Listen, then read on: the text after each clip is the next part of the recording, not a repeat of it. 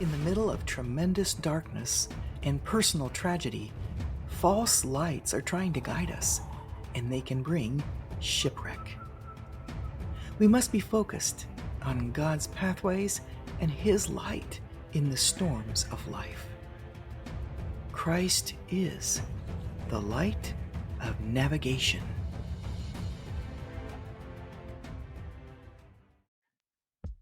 Hello, and welcome to the Light of Navigation and this Reflections podcast. My name is Marguerite Lever-Woodall, and I'm an author, speaker, and your host. In these podcasts, I love to explore and contemplate different life issues and their solutions through the lens of God's wisdom and His words.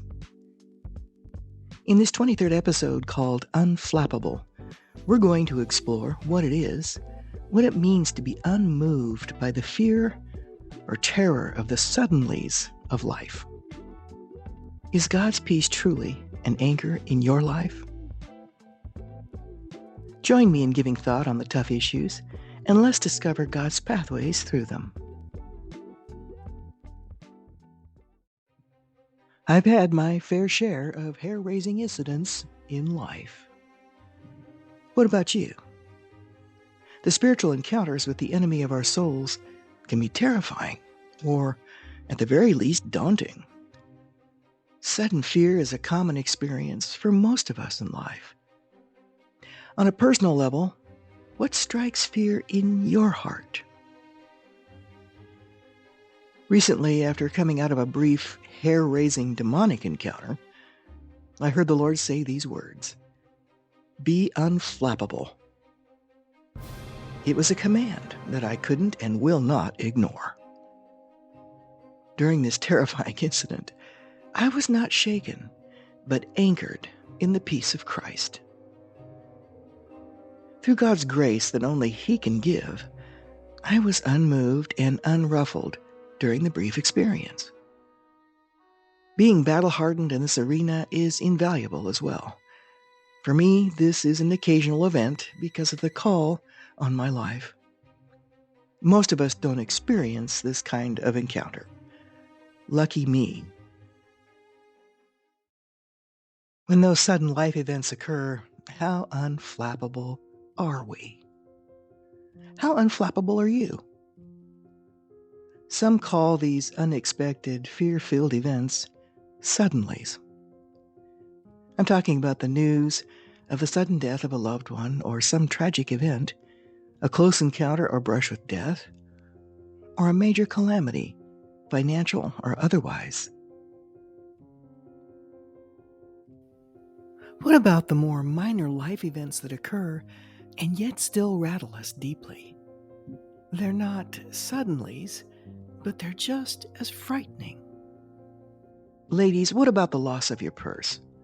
How deep was the terror when you realized you left it in the grocery store cart, at the supermarket parking lot, or in the store somewhere when you went to check out? Been there, done that. We know that our entire life is in our purse, don't we? There are the photos, credit cards, and personal information that seem irretrievable, not to mention the money involved. The thought of a thief gaining control of our credit cards is terrifying, not to mention the extreme hardship identity theft perpetuates. Why do we experience the same level of terror that's usually reserved for being caught up in a mass shooting or someone pointing a gun at you? The adrenaline rush is beyond words, and I know it very well. Could this spontaneous terror or fear be indicative of an area in our lives that is so devoid of trust in the Lord that it comes close to bringing us to our knees emotionally when it happens? For you men out there, what about a sudden job loss or injury that prevents work and income? Are there moments in your leadership role in your family when you don't know what direction to take? Come to think of it, I'm suddenly impacted by the gravity of being literally responsible for the lives and safety of others in our family. That's weighty. What about the fear of not measuring up or perceived failure of some sort that can often plague you? I know this must be huge, and it undergirds or is at the core of a great deal in a man's drivenness for success in life. What if you're not taught what measuring up as a man really is? What if a father figure was not present or very rare? Men I know have expressed this reality when I've explored it. How much more daunting or fearful it would be to try to walk out manhood in life if this was the case.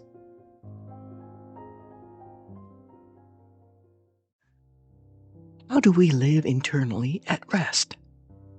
A rest that's not suddenly shaken. It's not that we don't encounter the sudden rush that fear or terror presents when it comes at us. I've found that it's whether or not we bow down or yield to it. Over time, I've slowly begun to let go of fear and panic that I would have had with the suddenlies and other fearful events on a personal level. With each incident I'd go through, the sudden terror or fear's strength diminished more and more. Why? This is key, and I can't emphasize it enough. The fear in my life began to diminish and die when I chose to deliberately trust God during the moments when it would strike. As I practiced this over time, I eventually found myself living in greater and greater emotional peace and trusting Him more deeply each time. Of equal importance, I've learned this as well. There's always a moment, an opening, as it were, as the fear would come against me, that I can stop and with the quiet recognition of it, reject it.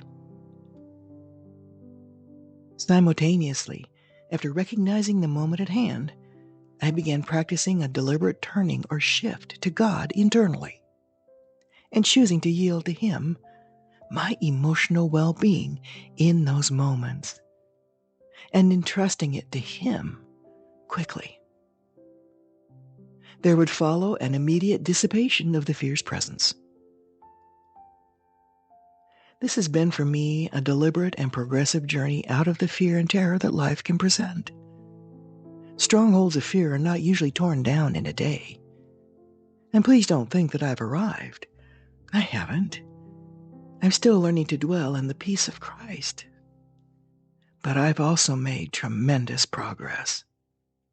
I do have a goal, to be unflappable, and it is possible.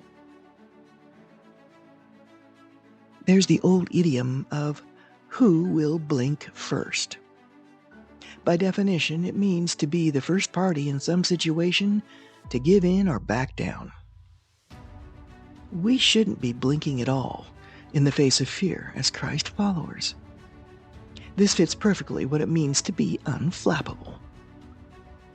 Unflappable, by definition, means to be self-possessed, collected, calm, self-assured, unfazed, or unruffled. How unflappable are you? The cornerstone of this state of peace within is through a deepening relationship and a developing trust in Christ. An unflappable individual is Satan's worst nightmare. How many of us as Christians are truly self-possessed? I think of Job and his suddenlies, a whole string of them. He endured a myriad of successive calamities in a matter of hours. I wonder, was he unflappable? Know this: the enemy of our soul and life is waiting to see who blinks first.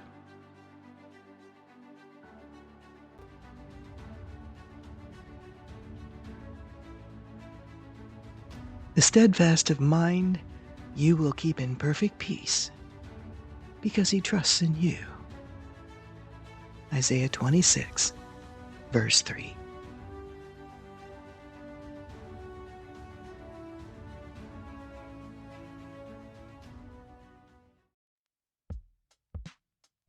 Thank you for taking time to listen today. Do you know someone who lives on the edge? The edge of fear? If this podcast has value for them, please pass it on. Your comments are valued, and subscribing is also appreciated. In the next episode of Reflections titled The Jezebel Life, we'll look at and explore what it means to be living under the threats of the enemy in life and its consequences, or living life with the remembrances of the miraculous of God. We don't want to be found living the Jezebel life.